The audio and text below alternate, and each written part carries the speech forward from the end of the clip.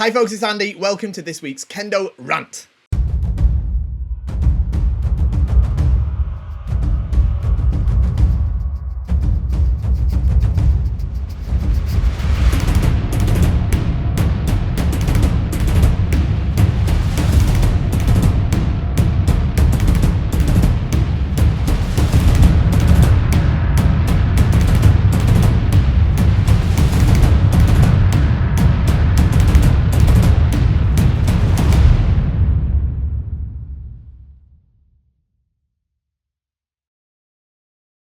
Okay, here we are. We've got some fantastic questions for you today. There is a plethora.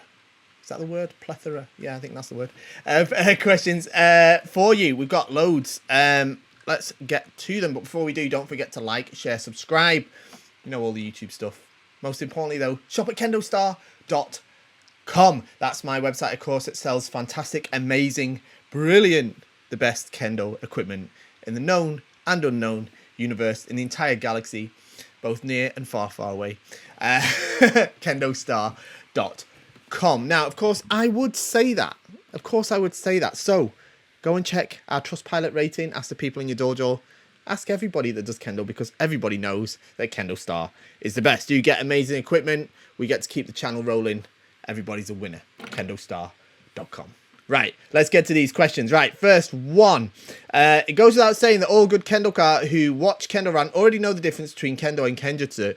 Any tips for effectively communicating the distinction to newcomers who might have been lured into Kendo by the idea of becoming a badass samurai?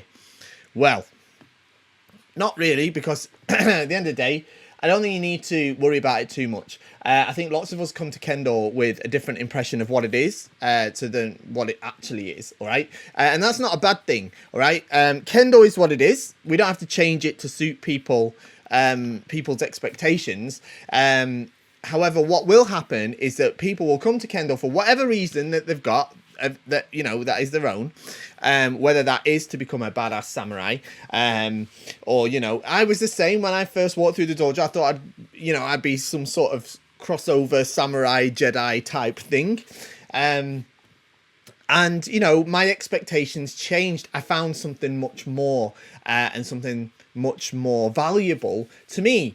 That doesn't happen for everybody, and that's fine. Kendo doesn't have to be everybody's cup of tea. It just has to be open and accessible, so that people can be there to see it for what it is, and then hopefully, if it is for them, then they'll stick with it. If it's not, then they won't. But that's fine. Okay, so I don't think you need to think about it too much or go to too much effort in trying to convince people, that Kendo's not maybe what they thought it is. That will become evident as you teach properly. Next one. Hi, Andy Sensei. I have a few questions. How straight should the left leg be in Kamae? And another question. At the seminar before the exam, we were told not to stand too wide a stance. The left leg should be immediately behind the right. But in almost all videos with Shiai, the players stand very wide with their left foot. Okay, two fantastic questions there. The left leg should be reasonably straight. It shouldn't be locked straight, but it should be reasonably straight, ready to push you forward, not upwards. If you bend it too much, you have the risk of jumping upwards when you try to leap forward Fumikomi. So it should be, as I said, you want that triangle shape rather than that S shape in your Kamae. Okay? In terms of the distance between the legs, I think what you're talking about here is this, when you've got your left leg and your right leg, that they shouldn't be too far apart here. That is correct. Now, what you will find is, yes, if you watch high-level Shiai, you will see that lots of them make the strikes from quite a wide position, but that is the result of their semi. Their Kamae in the beginning starts with a reasonably narrow stance. Then, as they make their approach towards their opponent, they're using their right foot to gradually apply pressure towards their opponent, apply semi towards their opponent, and also to control the distance. Okay. Of course, everybody, especially once you get past a certain point, everybody does have their own sort of preferred width. I wouldn't say it's, the ID, not the basic teaching is that the left should be slightly behind the right. But that everybody's body shape is different as well, so everybody has to find a different thing. But if you're too far apart, you're not going to be able to drive forward properly for Fumikomi. Okay. What you'll find with the higher level players that you're seeing in the Shiai, you know, they're at a point where they've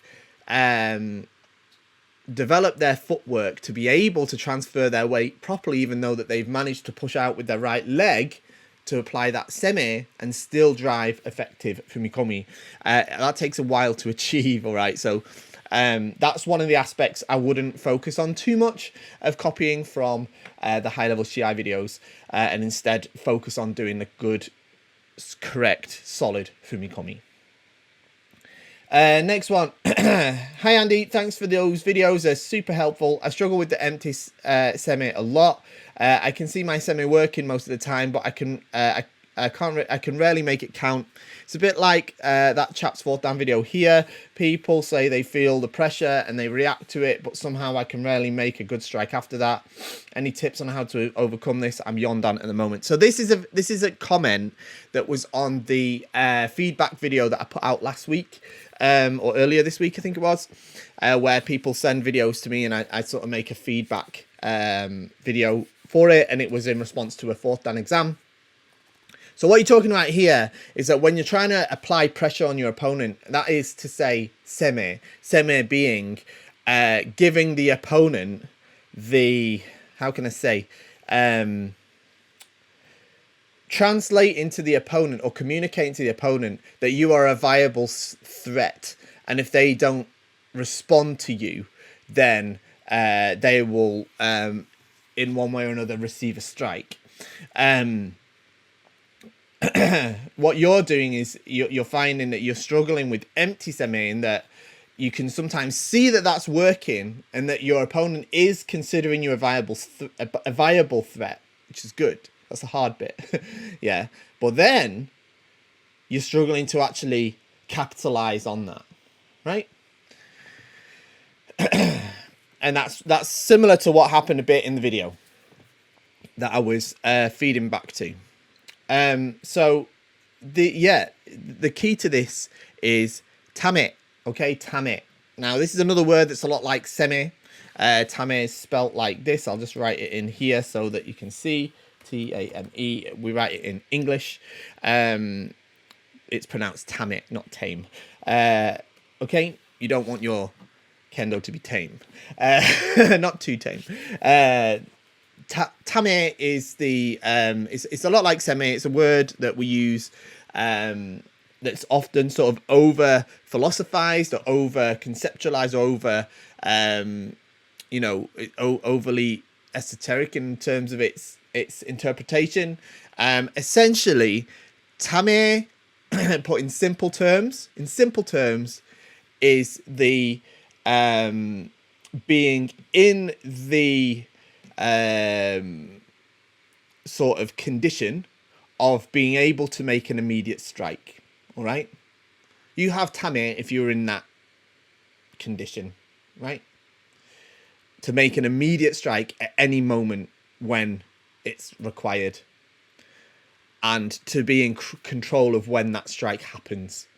Yeah, is probably the caveat to that, because it's not just attacking randomly or just attacking. Yeah, it's about being in the state of kamae that you're able to immediately strike at the moment you choose to or need to.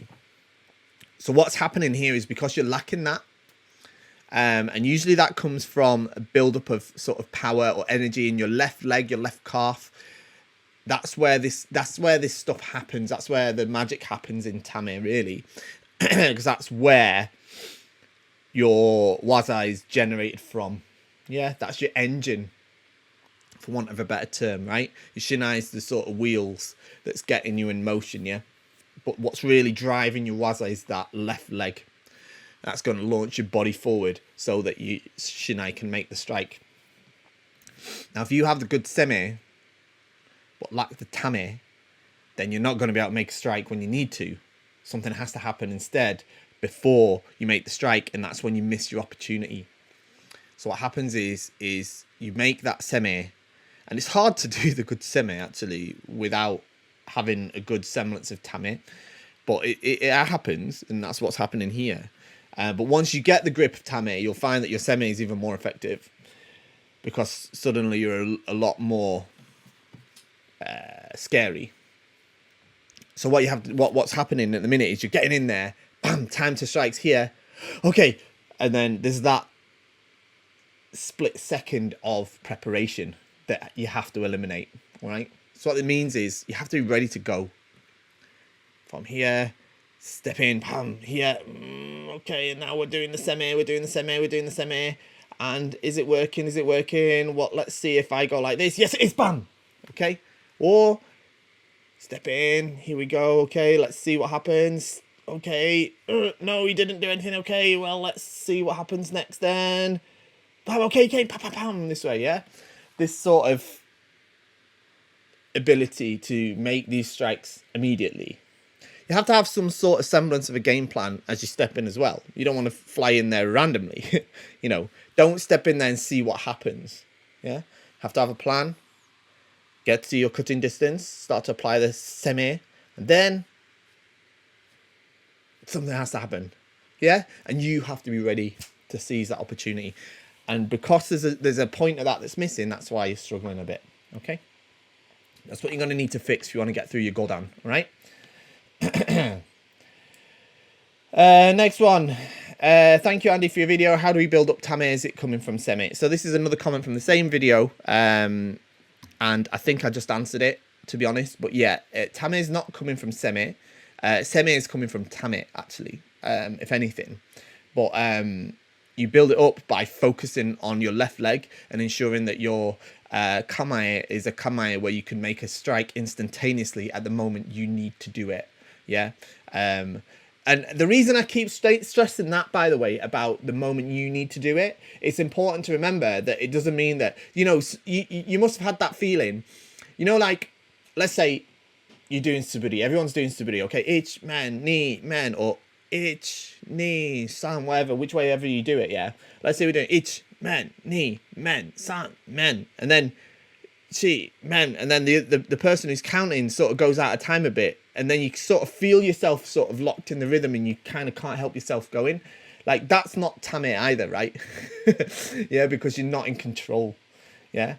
Tameru is to, like, build up in Japanese, right? It's like to build up and to collect together. And that's what it is. It's that waza inside you that's kind of collecting all that power coming together like this in it. I don't want to over esotericize this, right? But on a conceptual level, that's what it is. And in a practical sense, it's you using your body, your left leg properly to manage your muscles to generate the power that's needed so that you are holding those horses that are wild and on the reins and wanting to bolt, but you're holding them back, ready to let go when the time is now. Yeah. But you're in control. You're not losing that control. And that's done on a practical level, like I say, by controlling the power distribution in your kamae by using your footwork properly. Okay? I don't want to go too much into these sort of overly philosophical examples when I go into that, when I say that, but there is an element of it, but there is a practical side of it too. Yeah. Hope that makes some sort of sense. Right, okay, this one came to me by PM, all right? So it's a bit of a long one. Right, I just was wondering about your thoughts if you've ever had experience of no longer fitting in the dojo and losing one's respect in one's teachers or seniors. Is this part of shuhari? I feel I am outgrowing the dojo and I'm looking for things that the seniors teachers cannot teach me. As a result, I'm seeing the gaps in not only the skill and knowledge of those people, but the flaws in their character as well, which are not things I want to emulate or follow. This is also making me feel not welcome at the dojo, so I'm finding it harder to go and train there. Maybe I'm reading too much into things and being too emotional. Choose to follow the teacher unconditionally, yeah. But then at the point of one is beginning to break away from this. And is natural progression that we must all aim for. I understand that you don't know the full context in this case, but could I just be mistaking shuhari for my own ego, meaning it's really just time to humble myself and go back to the beginning of the Budo circle again? I welcome your thoughts, thanks. So this is a complicated situation, but I do understand it because I have had a similar sort of situation. And I will preface this by saying I do not know the context of this story. So I don't know what's going on. But yeah, look, it can happen where you feel like, you know, you don't necessarily fit in or share the same points of view as some of the other people in the dojo, especially some of those that may be the teachers or the seniors. This is very difficult, and you have to kind of really analyze yourself and be honest with yourself where this is coming from.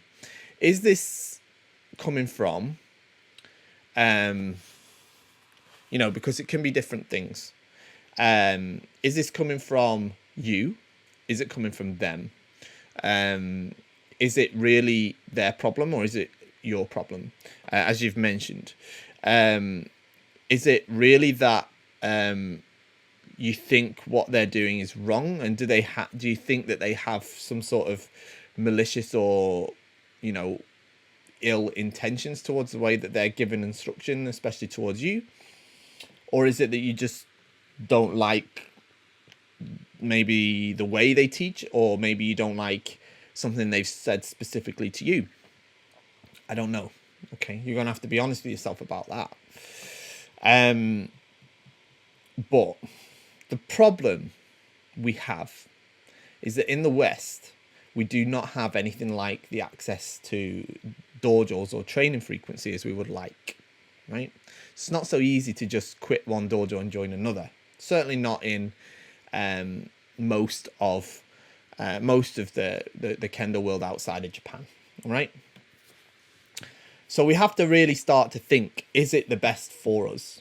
And can, you know, because look, I've had it as well in my own experience, and this is in Japan, for example, where I've had a sensei be really mean to me, and I thought he was just being malicious and rude, and actually it turned out I just misunderstood, and it's that actually I just wasn't living up to his expectations. And once I kind of figured that out and got over that barrier, actually that sensei became really important to me. Whereas when I first met him, I just thought he was just being mean, and he was just really horrible. But actually, I really quite miss him now. So there's that as well. It just took for me to say to myself, well, can I still gain from that sensei, right? Let's say he hates me. Let's say he is rude and mean, and he doesn't like me just because he doesn't like who I am, which is what I thought. Can I still gain from practicing with that sensei, and or do I just want to avoid him just to save myself an ego bruising? And I made the decision to try to persevere, and I went and tried to practice with the sensei anyways, and I had the fantastic keiko with him actually, and on that, after a specific incident, I'm saying that a specific keiko because it came to a head where there was a specific incident where he sort of berated me in front of a lot of people. And I was sort of, you know, quite taken aback by it. But I went straight to practice with him next time. Onegaishimasu, I said, and actually after that, I started to see a new side of him and got a new relationship. So look, I'm trying not to veer off too far, but it's very difficult. I understand it's difficult, but you also have to be honest and realistic and think, okay, well, let's say I leave this dojo, what are you going to do then? Yeah. And how much of it can you really persevere with? Now, look, one thing I'm going to sort of pick up on a little bit is this sort of bringing up of the shuhari. Shu is to is to learn, hai is to separate, and ri is to understand. I think if I remember that right. I think this is a really deep concept, and I'm not sure this is the way it's supposed to necessarily be applied. I think it's more to do with, I don't think the ha part of shuhari is to turn your back on anyone. I'm not suggesting that's necessarily what you're talking about, but I don't think it means to leave your teacher. I think what it means is to break away slightly from their teaching to develop your own understanding. And this definitely is a thing in Kendo, but it's, I mean, it has levels. It has levels, right? It's like an onion, like an ogre. And it's, you know, it has different layers. And at the surface layer, you know, you don't need to start to develop your own style. And it's quite far down that you start to really start to bring in your own sort of understandings to your own styles of the way you're doing Kendo. And I'm still battling with that at the moment, actually. I'm still trying to figure out where that balance is of where am I qualified yet to form my own opinion on this aspect of Kendo. Do I have the experience to do that is a question that I'm constantly asking myself in my own study, my own pursuit of Kendo, right?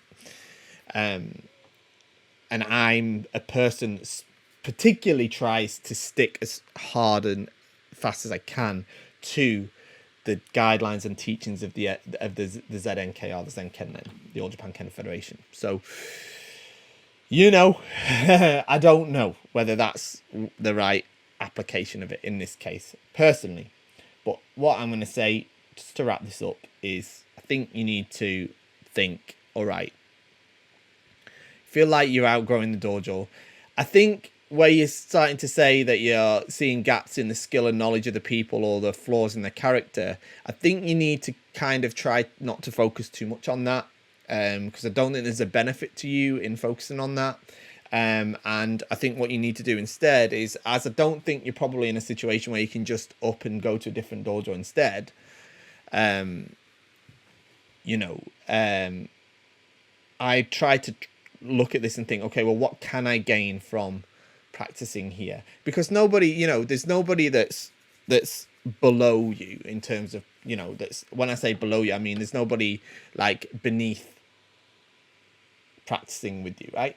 You know, you're not, nobody's like that. Nobody, like, you know, no Hachidan even is going to say like, oh no, I'm not practicing with that person, I'm beneath them. They're beneath me, sorry. You know, no, I know I'm not suggesting at all you're saying it and thinking it like that way. What I'm saying is because you're not thinking it that way, because I know you're not, you have to just instead try to use it for what it is and try to gain from it as much as you possibly can. Okay? Right, next one. Right, okay. This is going to be a long rant today, guys. I hope you've got a cup of tea or something. Hello, Andy. Is the grading syllabus the same worldwide? No, it's not. There's guidelines set out by the All Japan Kendo Federation for, I think it's first dan and above. But other than that, it is not universal. In fact, it's not even universal within Japan. Below 6th dan, each federation, each prefectural, that is regional federation, conducts their gradings differently and with a different syllabus. There's different ones. So you could, if you do, let's say 3rd dan in one prefecture and then someone else does it in a different prefecture, you could do totally different gradings. Once you get to sort of like, in fairness, once you get to like 5th dan and above, or above 6th dan and above, it tends to be pretty universal. But it's not so. In terms of the syllabus, by what you say in the syllabus is the contents of the grading. The standard though is pretty much universal. All right, so it's not really the case that somebody who is shodan in one place is better or worse than shodan in another place. All right, this is one of the issues I have sometimes with these systems where people are sort of, you know, forced to do all the Q grades before they can do shodan or something like that, or where they have all these different convoluted ways. I tend to I think it's best to just stick by the way that the Zenkennen do it for the most things, because still shodan is shodan and the level doesn't seem to change. Right. I was told by one of my senseis that I need to get a tally with larger side panels. I'm Godan preparing for Rokudan. Kindly explain the reasoning for this and how do I go about ordering a custom making one? Well, you go about custom ordering or custom making one by letting me know. But your grade's not really relevant because they don't look at that in your grading. You can't have just larger side panels. All of the ordare, that's the larger panels, are made to the same size on every tally. You would only it depends. It's hard for me. I can't explain the reasoning for you because I don't know what yours look like right now. So if they look really short and sort of half your thigh is exposed, then the tally itself is probably too small. If not, and it's going round properly and protecting your thighs properly, then probably you don't. Look, I think the best thing to do is, if you really want my advice on it, is obviously we could custom make one, but what I'd do first is, if you get a photograph of you wearing the burqa, both from the front and the side, stood in kamae, and email it over to me. I'll let you know if I think it's too big or not. It's not something that you'd be judged on in terms of your grading, though, for the most part. Not unless it's like me wearing a kid's size one or something like that. Right, hi Andy, more of a mental attitude question than a technical one. Lots of us, I'm sure, have had and will have periods when we are very unhappy with our own kendo. Tell me about it. Usually these are to be welcomed as transitional periods, since recognising what's wrong with our kendo is the first step to changing it. However, as people's level get higher, these periods can last longer. That's true, and the Shiai grading schedule is not kind enough to wait for you to feel better about your kendo. We're often told that confidence and belief in your kendo and ability to score ippon is very important for both grading and Shiai, correct? As someone who has competed at a high level, I'd be interested to hear how you have put aside frustrations with your own kendo to focus on the competition in front of you and retain confidence with your kendo despite being painfully aware of its flaws. So that is a fantastic question. It's quite a difficult one. But yeah, look, we all go through these periods where it's like, oh, my kendo is all rubbish at the minute. I feel like that quite a lot, to be honest. And these are usually the points, like you say, that you're actually improving the most. Now, how do we deal with that? It's hard. It's hard. But the thing is, you know, when you compete, especially at levels like, you know, the World Championships, you have to start to develop a mindset. And it took me a long time. And, you know, this is one of the things, I'm going off on a tangent here. I'm not sure if this is something I really want to talk about. I'm not sure, but I'm going to. This is one of the things where I kind of look back on my sort of Shiai history in the Europeans and World Championships, and one of the things, you know, that's kind of the paradox of these sort of things is now I don't have the body that I had, you know, 10 years ago.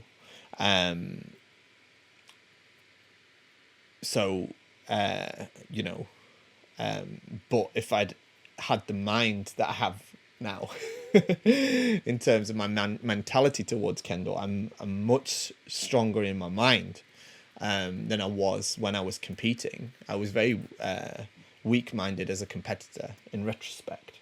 Often struggled with this sort of thing, often struggled with the pressure of the tournament, often struggled with how to deal with that pressure, how to deal with all of it. Whereas these days, and it's easy to say now that I don't really compete at that level. Maybe that's why I feel stronger, because I don't have to put myself under that pressure as often. But I do feel now that, yeah, the sort of calmer mindset that I have towards that sort of thing now would be certainly an asset to my Shiai Kendo if I was to return to it. The problem I've got is that my body can't keep up with it. I'm not that old, but I am at a point where, you know, the level of training that I need to compete at that level of Shiai, and without getting injured all the time, isn't something I can dedicate the time to that it requires. So, but and it does. There is a gap in me there that feels like I want to fill it, but unfortunately, I don't see it necessarily. But when you are competing like that, all you have to do, you have to put that sort of thing out of your mind. You have to just focus on the competition that's in front of you right on that day.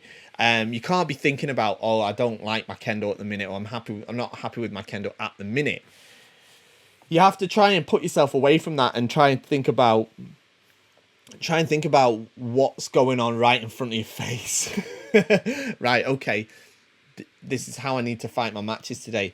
I need to be careful of this today. Okay, in this tournament, especially like as I got more experience, I started to think more things like, okay, well, looking around this tournament, lots of people are doing this, so I need to sharpen this part of my kendo up a little bit. I need to think about using this technique or this strategy today, that sort of thing. But unfortunately, you do have to deal with this sort of crisis of confidence in your kendo, and you continually have to. And all you can do is try to. It's kind of what Kendo's there for, isn't it? It's one of those adversities that that Kendo puts us through to help make us stronger people. So what you have to kind of just try and do is just try to focus on it. What I try to do is try not to get wound up in it in the moment, and instead, like, I record a lot of my practice and I review it, and that's the point at which I start to pick it apart and analyze it. If I can, I try not too much to do it during my practice, because what I find is, obviously, when I'm practicing, okay, right, let's practice, I don't know, Tame or something, whatever, and I do it and I feel like, oh, that was rubbish, I feel like that, it's like, oh, that was not the way I want to do it. But then I watch it back on the video, it's not quite as bad as I thought it was. So there's that as well. So I think one thing you've got to do is, I do think video review of your own practice is super important for that reason, because it's often not quite as bad as you think it is. I'm not sure if I answered it or skirted around the question there, but I hope it's helpful anyway. What was the greatest lesson you learned whilst teaching someone? That is quite a difficult one. So there's two. One is that just because I can do something doesn't mean that just because something comes easy to me doesn't mean it's easy for everybody. And I think one of the things that I focused on that I found really important as a teacher is being able to explain myself. I think that's one of the biggest lessons I've learned since I've been teaching Kendo, is the importance of being able to explain yourself. I think that's one thing that a lot of my students value in my teaching. It's something that a lot of people comment to me when I teach at seminars or anything like that, is that I try not to teach anything that I can't explain. And when I say that, I mean, I don't think it's good to have the answer to any question is, it just is like that, or that's just the way it is, right? For me, for Kendo, for the most part, there is a reason behind it all, so I have to know what that reason is if I'm going to teach it, right? Why do we have to have our left foot straight? Why do we have to do kiai? Why do we have to keep our feet not too far apart or not too wide? Or why do we have to swing with the left hand, not with the right hand? Why do we have to do this or that? We need to, I think it's important. Why does my semi not work? Yeah. These are questions that I think as a teacher you have to be able to answer with words that communicate the answer in an understandable format to the learner, is one thing. And the second thing is that I learn as well, and that's what I learned as a teacher, I think. But what I learned from my own Kendo is I learned from teaching. I learned from acting as motodachi for mainly high school students, really high level high school students in Japan. I really learned to understand the concept of sen, that is taking the initiative. And I started to understand how semi works properly, and that helped me pass my sit dan, because that's what I needed to do. So yeah, because I was practicing a lot with these kids that were a lot younger, a lot faster, than me, and were very, very competition focused. So in order for me to make strikes on them, I couldn't beat them just with speed or timing or power. I had to beat them with semi. I had to take the sen, and that's what I was allowed to understand by practicing with them. They don't realise that, of course. Right. Specific question about kata number 5. We've practiced an element of kata an element of the kata in 2 different ways. 1, when Uchitachi delivers a strike, Uchitachi steps back on the left foot to parry before stepping forward to cut men. And 2, Uchitachi parries the men without stepping back, delivering the men cut with a small step forward only. The rulebook states Uchitachi should step back, but we often practice using the second method after watching an 8th dan do kata this way, and thought it would help translate to an effective and quick Suriage men. Suriage men. I'm gonna be pedantic there. Suriage, not suriagi, suriage men with a shinai. But is this likely to result in failing at gradings as it isn't following the guidance to the letter? Does it risk embedding a habit which will ultimately be counterproductive in the long run? Would it be something you would fail a candidate on for a grading panel? One final question, if I may. What are your thoughts on the benefits of teaching Bokuto ni yoru Kendo Kihon Waza Keiko Ho? Do you do this to your beginners in your dojo? Okay, so kata number 5. The Shitachi must step back. They must step back. Look, just because you saw an 8th dan do it once without stepping back. I get what you're saying. In that when you do it with the shinai, you don't really do it that way, right? Okay? Fair. But in the kata you do, right? The book says you do. The video says you do. All the demonstrations from the Zen Kennen at the championships all do. As an 8th dan might not have done it once when you saw it, or they might have a habit where they don't do it. Is it likely to result in failing of grading? I think likely is too harsh a word. Is it possible you would fail? Yes, because you are missing an element of the kata that is specifically written in as being there. So you must step back as you do the suriage in kata number 5. The reason I wouldn't go as far as likely is it might just not get spotted. All right. If I noticed it on a panelist, as a panelist, and they were grading for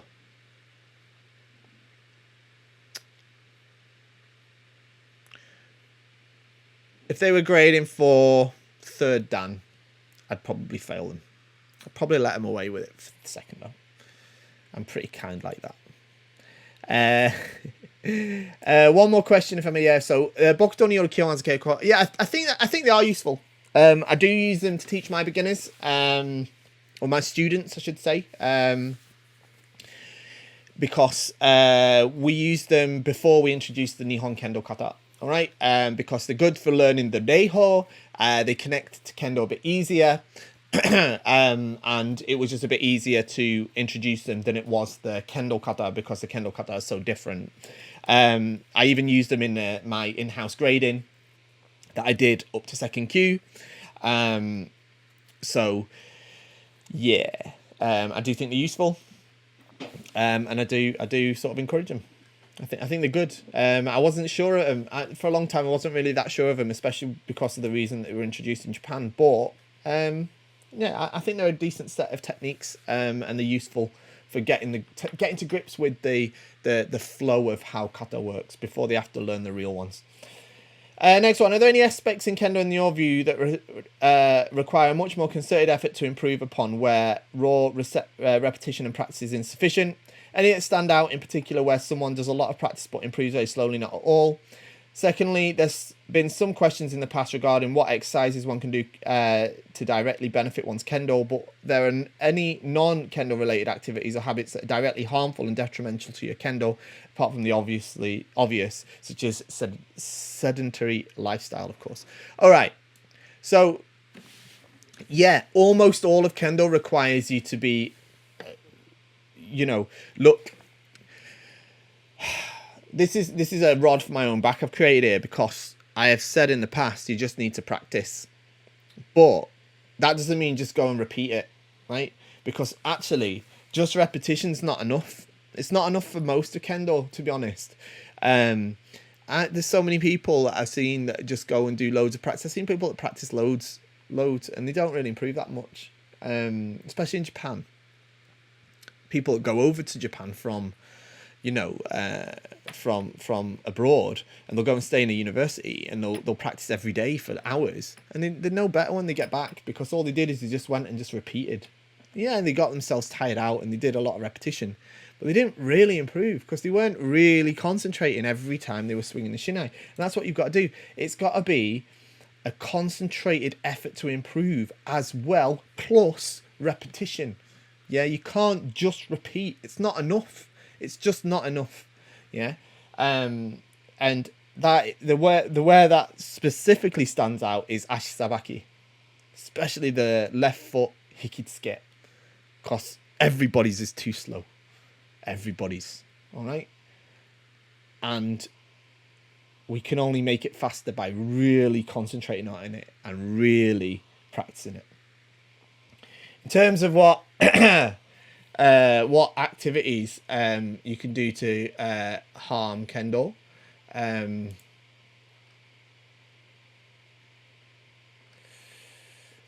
should I say it? We ready for the triggering? You ready for the triggering? Ready? This is mainly for people in the first few years of Kendo.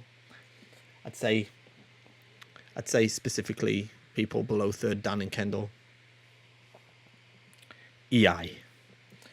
Right, next. I was reading the regulations of Kendo, Shiai and Shinpai. Go and burn me in the comments because I said EI. Go on, do it. You won't convince me otherwise. It's nothing harder than teaching someone who does EI Kendo, I'm telling you now. The subsidiary rules of Kendo, Shiai and Shinpan. I'm a bit confused on the difference between a victory declared by Hantei versus Chusen. Can you tell me the difference between these two? Okay. So what we're talking about here is in the rules. I'm laughing because I know I've upset people saying that. Sorry, but it's true. Right.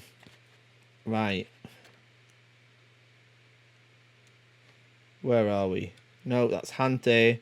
So it is in the parts where it says about the declaration of victory, and I can't find it right now, but it's not a problem because it doesn't say much about it, but it says there's 2 types of victory. Well,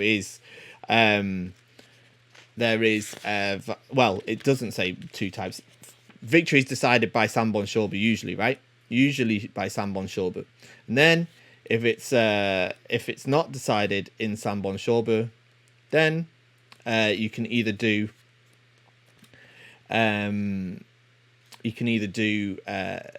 what's it called?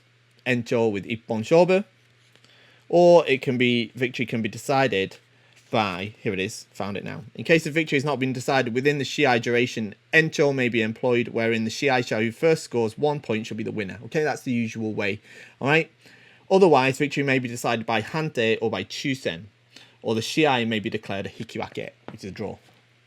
Hantei is where the referees judge. Okay, so there's no scores been made. Then the referees call for Hantei, and then they put the flag up. The 3 referees put the flag up for who they think should win, and the majority wins. Okay, Chusen is hardly ever used, hardly ever used, and it means victory by lot, or so. It essentially means randomly. Yeah, chosen at random. The winner's chosen at random.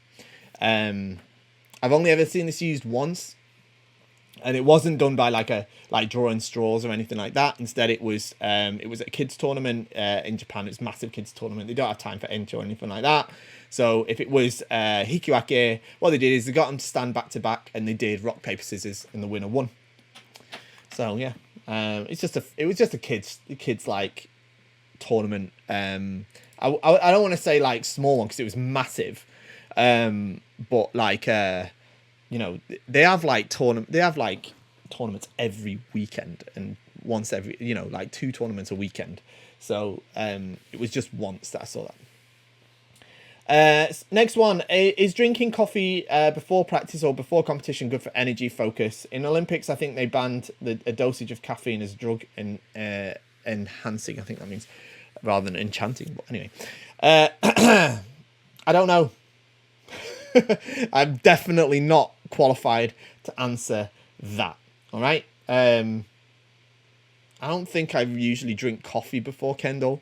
Unless it's like early in the morning, like if it's Asageko, then I probably do, but that's just me. I'd recommend against like those high caffeine energy drinks though, just in case they do sort of cross those, doping lines. You don't want to get caught out. Next one, Hantei Sensei, what was curious at what level would be acceptable to start going to other local dojo for extra practice? Kendo-wise, what should be the bare minimum to know and be able to execute? What steps do you usually take before going? Is it mainly up to your sensei to get the okay? Thanks a ton. If you're able to practice in Borgu and, participate in a Kendo class in Borgu without having to stop to like retie your armor or to stuff like that without guidance, then you're okay to visit other dojo. Obviously get the permission of your sensei and stuff.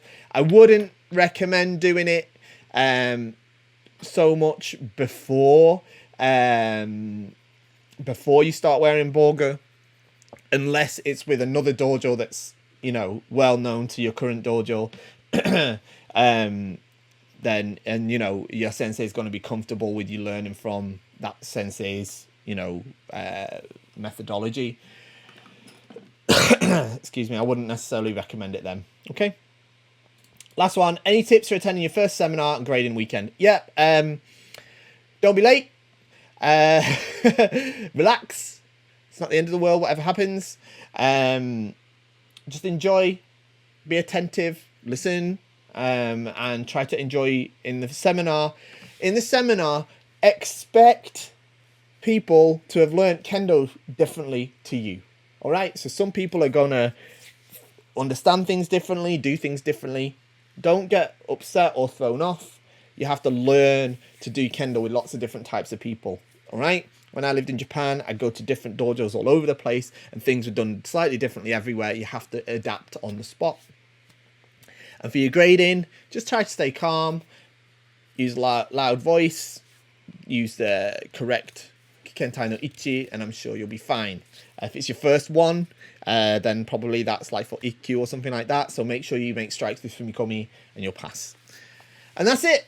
Thank you for joining me today. It was a bit of a long one. We got there to the end. Well done. Shop at KendoStar. See you next time. Bye-bye.